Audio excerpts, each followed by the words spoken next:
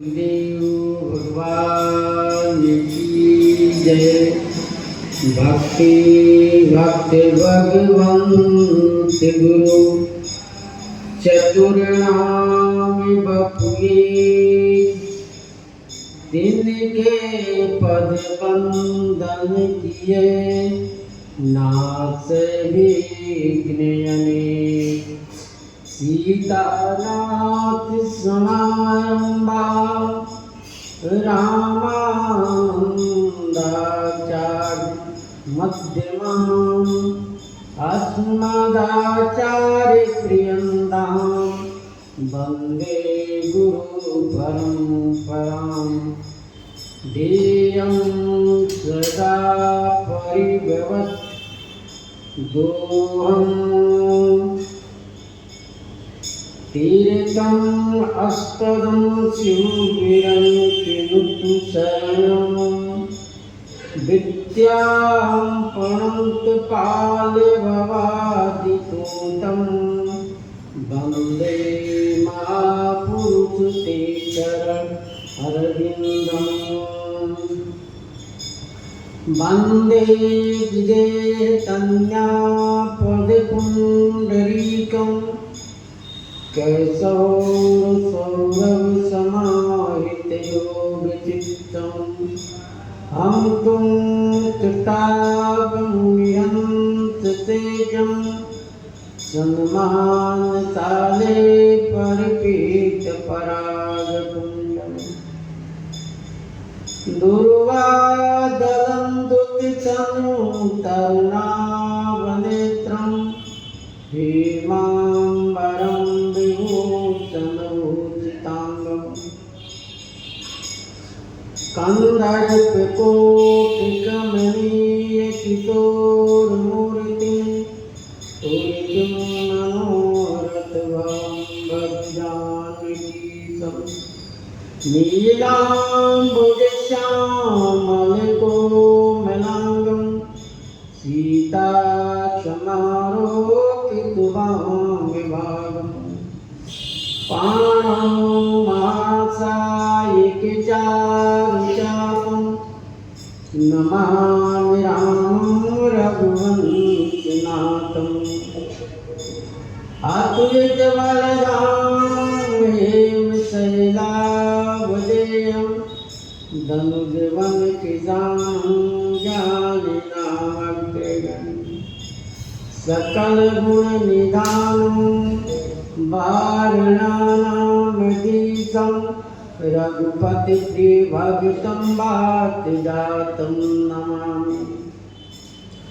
श्री गुरुचरण सरोज रज निज मन मुकुर सुधार।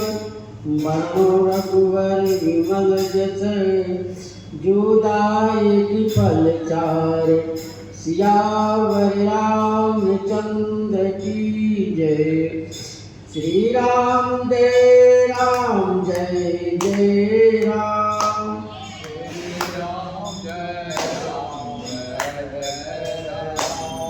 श्री राम जय राम जय जय राम।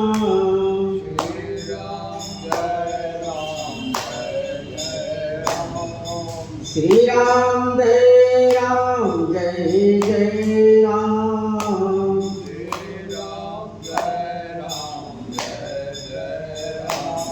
श्री सीताराम महाराज की जय। श्री हनुमान जी महाराज की जय। प्रश्न में श्री गोस्वामी जी महाराज वर्णन किए माँ कैकेयी श्री रघुनाथ जी से कह रहे हैं, हे रघुनंदन, श्री राजा महाराजा ने हमको कुछ वरदान देने के लिए कहे थे। जो हमको अच्छा लगा वह वरदान मैंने मांगा। उस वरदान में इस वरदान की बात को सुनकर श्री महाराज चक्रवर्ती दशरथ जी को मूर्छा आ गई और मूर्छा के साथ साथ तुम्हारा उसमें इतना संकोच है कि वह आपको छोड़ नहीं सकते हैं। इसलिए आप ऐसा करिए जिससे कि वह महाराज की कठिन परिस्थितियों से ऊपर आ जाए। ऐसी कटु वचन कहते हुए गोस्वामी जी कहते हैं, जिस प्रकार से जीभ से वचन निकलता है ठीक उसी प्रकार से कमान से जब वचन निकलता है तो अनेकों को घायल करता है। ठीक उसी प्रकार वह लक्ष्य को भेदता भी है। ठीक उसी प्रकार से महारानी कैकेयी की वचन रूपी बाण से महाराज घायल हो जाते हैं। यह प्रसंग सुनकर महाराज श्री राम जी मुस्का दिए, क्योंकि आप सहज आनंद के निधान, जो आनंद के निधान है उसको किसी प्रकार की दुख सुख का कोई अनुभव नहीं होता। श्री राम जी कह रहे हैं, हे माता सुनो, संसार में वही पुत्र भाग्यशाली है जो अपने माता पिता को संतुष्ट करे, नहीं ऐसे पुत्र संसार में बहुत ही दुर्लभ होता है। इस प्रकार से श्री राम कहते हैं कि देखो, हमको वन में जाने से बहुत लाभ है। मुनिगण मिलन विशेष वन, सब ही भात हित मोर, सब प्रकार से हमारा हित होगा।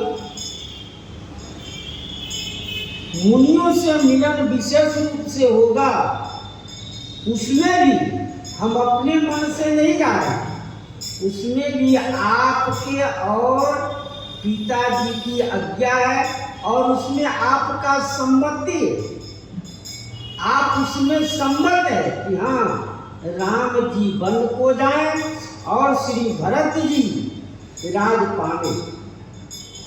जो भरत जी श्री राम जी के अत्यंत प्रिय है, भरत प्राण प्रिय पावही राजू, श्री भरत जी राज पाएंगे तो हमको बड़ी प्रसन्नता होगी। यदि ऐसे भी श्री राम जी कह रहे हैं, ऐसे भी यदि व्यक्ति प्रसन्नता पूर्वक वन को नहीं जाऊं तो हमको समाज में सबसे कहेंगे ये मूर्ख ऐसा है। कैसा? वन में विशेष लाभ हो रहा है, वन में अर्थ धर्म काम की प्राप्ति हो रहा है, मोक्ष की प्राप्ति हो रहा है, देवताओं को बंदी खाना से छूट जा रहे हैं। इतना ही नहीं, जो पृथ्वी का भूभाग है, पृथ्वी और जो राक्षसों का भार है वो कम हो जाएगा। इसलिए वन जाना हमको जरूरी है। और कह रहे हैं, अम्ब एक दुख मोहि विषे की, निपट विकल नर नायक देखी। अम्ब एक दुख मोहि विषे की, माँ कैकेयी से श्री राम जी कह रहे हैं, हे माता हमको एक विशेष दुख हो रहा है। क्या? कि महाराज चक्रवर्ती दशरथ जी ऐसे दुखी है जैसा दुखी नहीं होना चाहिए इन बातों से। थोड़ी बात पितहि दुख भाई, होत प्रतीत न मोहि महतारी। यह तो थोड़ी सी बात है। 14 वर्ष वन को जाना यह थोड़ी सी बात है। इस बात के लिए महाराज को इतना कष्ट होना यह अनुचित है। कुछ और बात हो सकता है। हमको विश्वास नहीं है कि पिताजी को इस बात से दुख होगा। राव धीर गुण उगदिया गाधु, भामोहिते बड़े कट अपराधु। महाराज चक्रवर्ती दशरथ जी कैसे हैं? वो धीरवान है। ऐसे धीर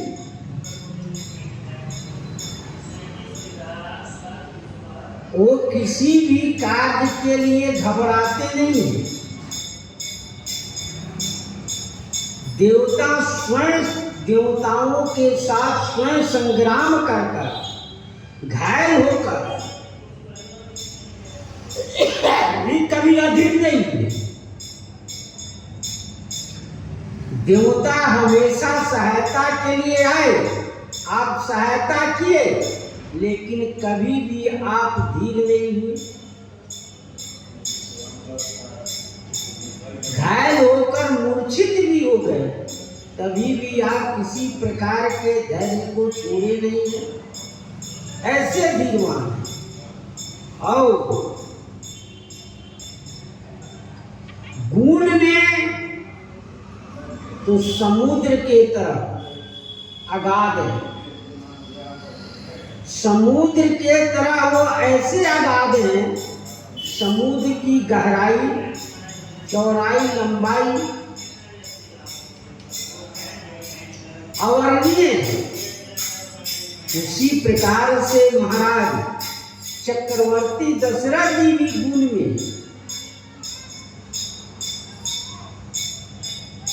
अगाध हैं। उनमें कितना गुण है इस बात को समझ नहीं पाते। भामोहिते कछु बड़े अपराधु। श्री राम जी कह रहे हमको समझ में यही आ रहा है कि हमसे महाराज का कोई अपराध बना है।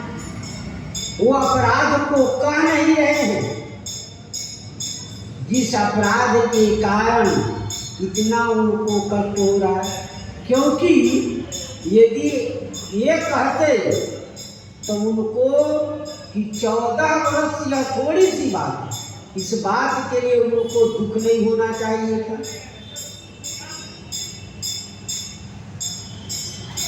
ताते मोहि न कहत कछुराऊ, मोरी शपथ तेई कह सती भाऊ। जिससे राम जी हमको ताते मोहि न कहत कछुराऊ, राजा जी जिससे हमको कुछ नहीं कहते हैं। मोहि शपथ तेई कह सती भाऊ। मोहि सत्य भाव, सच्चे भाव से मेरी शपथ है, तो ही कछु तू कहो। राजा जी हमसे कुछ अपराध हुआ है, जिस अपराध के कारण वो कुछ कह नहीं रहे हैं। सहज सरल सुनि रघुबर बचन, उमति कुटिल कर जान। चलई जोक्र जल वक्र गति, यद्यपि सलिल समान। श्री राम सहज सरल रघुवर वचन, कुमति कुटिल कर जान। श्री राम जी के वचन सरल है, सीधा है, स्वाभाविक सरल।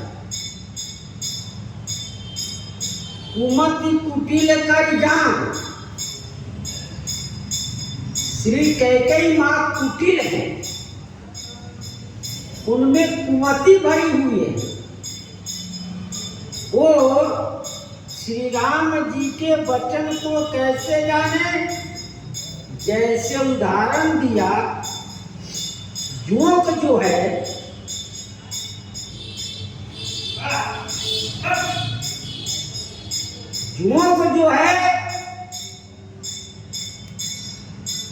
कुटिल है,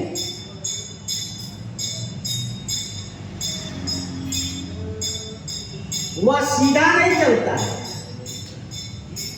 जल जो है, पानी जो है बराबर है, पानी जो है हमेशा बराबर आता है, ऊंचा नीचा स्थल से कुछ नहीं, हमेशा पानी बराबर आता है। ठीक उसी प्रकार से माँ कैकेयी के वचन जो है टेढ़ा जोंक के तरफ, और श्री राम जी के वचन पानी के समान।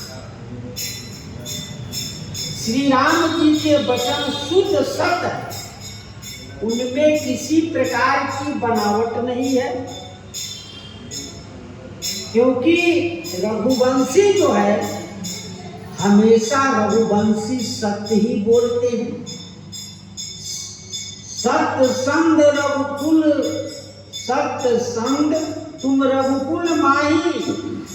लेकिन श्री कैकेयी जी के वचन जो है अपनी कुबूदी से उनके वचन को कुटिलता कर डालते। उनके वचन कुटिल है क्योंकि उनमें कुबूदी फैली हुई है। जोंक की अपनी प्रकृति से टेढ़े चलते हैं।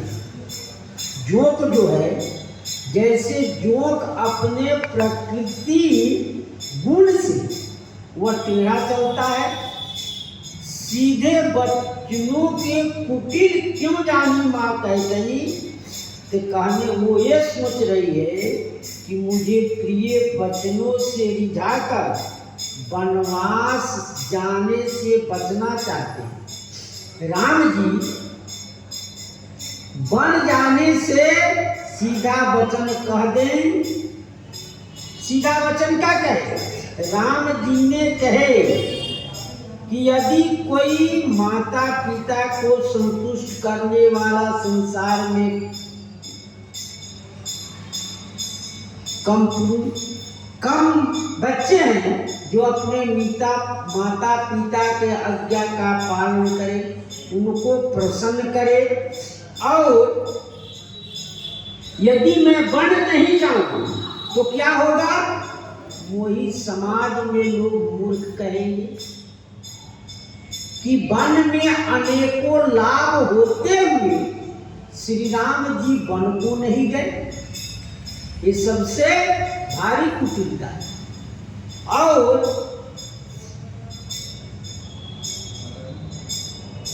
भरत प्राण प्रिय पावै राज्य, जो भरत जी प्राण के समान प्रिय हैं वो राज्य की प्राप्ति करें।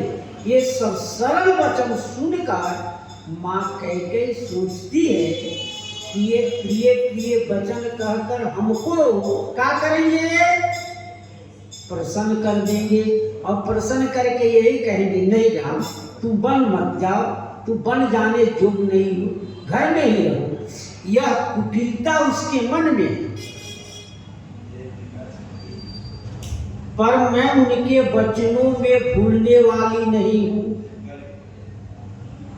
दंड रूप वनवास को सुख कारण, जो वन में अनेक प्रकार के कष्ट होगा,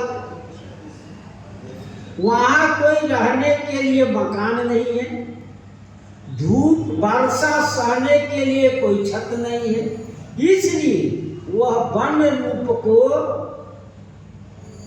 क्या करें, वन रूप को, दंड रूप जो है उसको कहें सुख स्वरूप है। इस प्रकार से सुख स्वरूप वन को और अपने अधिकार छीने जाने का। और दूसरी बात, पहरेदार श्री भरत जी को प्राण प्रिय कह रहे हैं, बन जाने में प्रसन्नता होती तो मुझसे सुनकर चल जाते, वो इस प्रकार की कोई प्रशंसा नहीं करते, क्योंकि राजा की आज्ञा क्यों चाह रहे हैं। यदि हम कह दिए कि वन चले जाओ तो सुनकर चल जाते, राजा जी की आज्ञा क्यों पालन करने के लिए सोच रहे हैं। इस प्रकार से सरज सहज सरल रघुवर बचन कुमति कुटिल कर जान, चलई जोक जल वक्र गदपि यद्यपि सलिल समान,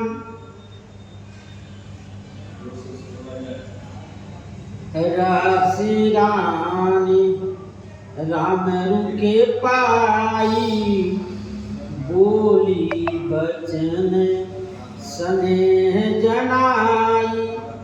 राशि रानी राम रुक पाई, श्री राम जी के रुख इच्छा को समझकर महारानी कैकेयी ने हर्ष प्रसन्न हुई और बोली कपट स्नेह जना, भरत के आना। माँ कैकेयी राम जी से कह रहे, हे राम, शपथ तुम्हार भरत के आना, आपका और श्री भरत जी की मैं शपथ खाकर कहती हूँ, दूसरा कुछ भी कारण नहीं जानता। महाराज चक्रवर्ती दशरथ जी को इन बातों को दुख हो ये समय नहीं जान रहे हैं। किन कारणों से दुख हुआ है, मैं राम जी पूछे ना कि किन कारणों से महाराज चक्रवर्ती दशरथ जी को इतना कष्ट हो रहा है, ये सब मैं कुछ नहीं जानती हूँ। तुम अपराध जोग नहीं ताता, जननी जनक बंधु सुख दाता। तुम अपराध जोग नहीं ताता। श्री राम जी से माँ कैकेयी कह रहे, तुम अपराध करने जोग नहीं हो, तुम अपराध के योग नहीं हो। माता पिता बंधु को सुख देने वाले, इसलिए राम जी ने कहे कि कोई अपराध हो गया होगा, भा मोहिते कछु अपराध, तो उसी बात को माँ कैकेयी कह रहे, तुम अपराध करने योग्य नहीं, तुम तो माता पिता भाई पूरे समाज और देश के सुख देने वाले। राम सत्य सब जो कछु कहूँ, तुम पितु मातु बचन रत आई। राम सत्य सब जो कछु कहूँ, राम सत्य सब जो कछु कहो, हे राम जी आप जो कह रहे सत्य है।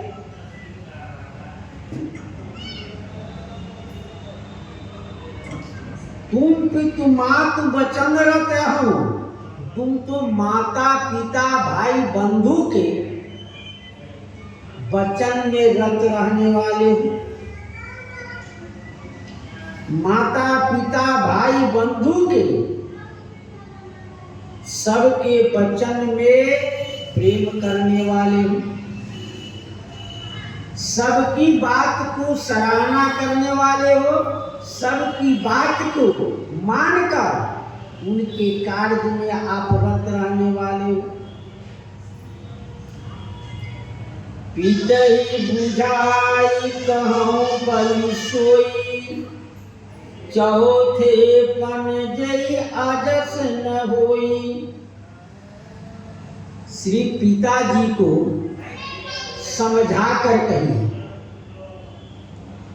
समझा कर कहिए, चौथे पन जई अजस न होई। चौथे पन में ये अपजस की प्राप्ति न हो। श्री माँ कैकेयी कहती है कि मैं तुम्हारी बलिहारी जाती हूँ, तुम अच्छे बात कहे, लेकिन पिताजी इस बात को समझ नहीं है, क्योंकि उनको चौथापन हो गया है। चौथे पन में उनको अपजस न हो, उनके वचन का पालन हो, उनकी वचन जो दिए हैं उन पर आप निर्भय करो।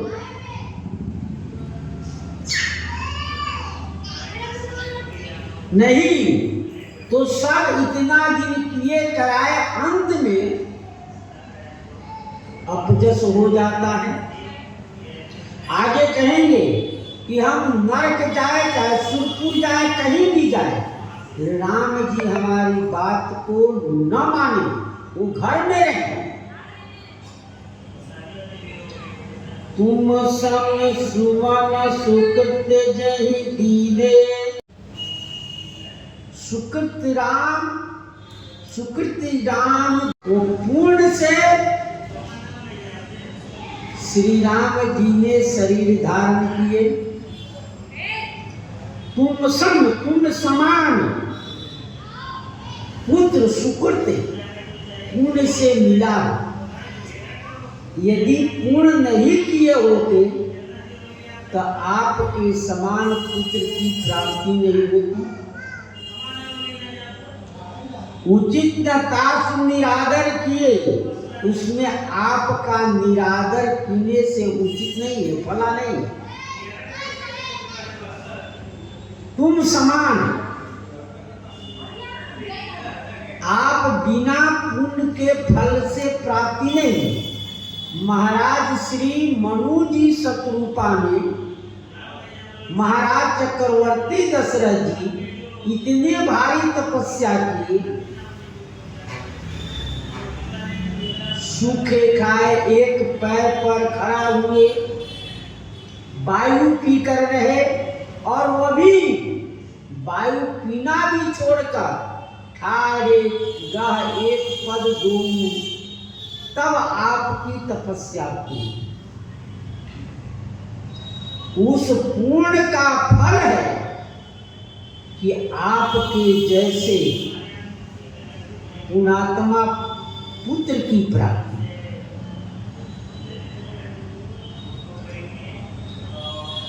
लागई कुमुख बचन शुभ कैसे, मगध गया दिख तीरथ जैसे। लाज कुमुख, महाराज वचन शुभ कैसे, महारानी कैकेयी की कुमुख से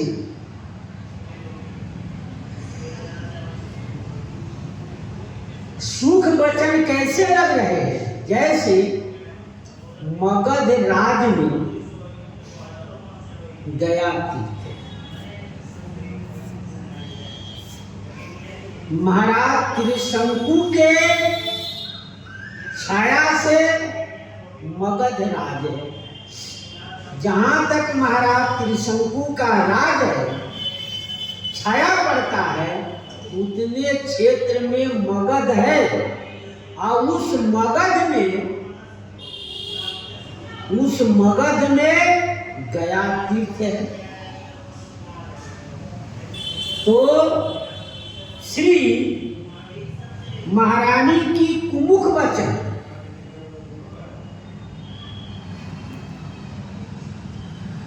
कि आप अपराध के योग नहीं हो, आप भाई बंधु को सुख देने वाले हो। वचन शुभ है, लेकिन इनके मुख से कुमुख निकल। गया तीर्थ में, मगध राज में 4 तीर्थ है, 4 वस्तु की प्राप्ति है। कौन? गरुड़ पुराण में वर्णन है कि कट्युपु गाया पूर्णम पूर्णम राजगिरी वनम विश्याचरणम पुण्यो नदी नाम च पुण्यित पूर्ण पुनः।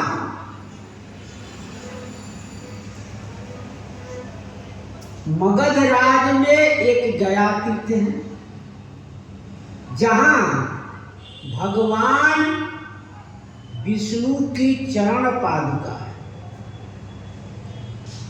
पूरे संसार के लोग गया जाकर पिंड पाड़ते हैं, अपनों पितरों का उद्धार करते हैं।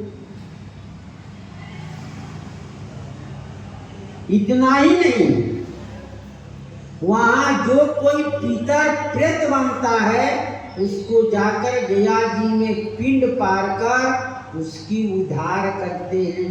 ये एक हुआ। दूसरा